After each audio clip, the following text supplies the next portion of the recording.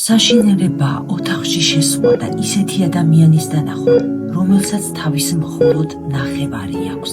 საშინელი სისხლშავსების შემდეგ ყოველი წუთი გადამწყვეტი იყო.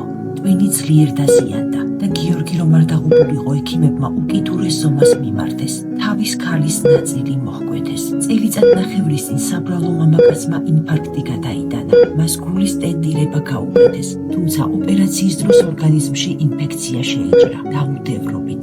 აორტის სარკმელზე უზარმაზარი 9 სანტიმეტრიანი ანთება განვითარდა. ნახევარი წლის განმავლობაში მან ზედიზედ 3 ინსულტი გადაიტანა. დღეს ის გამოძრევლად ძევს. გიორგის ფეხები უკვე აღარ იშლება. გთხოვთ, შეიბრალეთ ეს ადამიანი. ასეთი მძიმე პაციენტებისთვის სასიცოცხლოდ მნიშვნელოვანია ყოველდღიური რეაბილიტაცია, ვარჯიშები, მასაჟი, ელექტროსტიმულაცია. გიორგის სიცოცხლის გადასარჩენად ოჯახს ბინის შადება მოუწია, მაგრამ მკურნალობისთვის თანხა მაინც არ არის საკმარისი. ექიმები ამბობენ, რომ აუცილებელია პლასტიკური ოპერაცია თავის ქალის სვლების იმპლანტაციისთვის. ეს შეიძლება დაეხმაროს ტვინის უკეთ მუშაობაში. სანამ ის სუნთქავს, იმედი არსებობს. მოდით, ნუ დავუშვებთ, რომ ეს იმედი ჩაქრეს.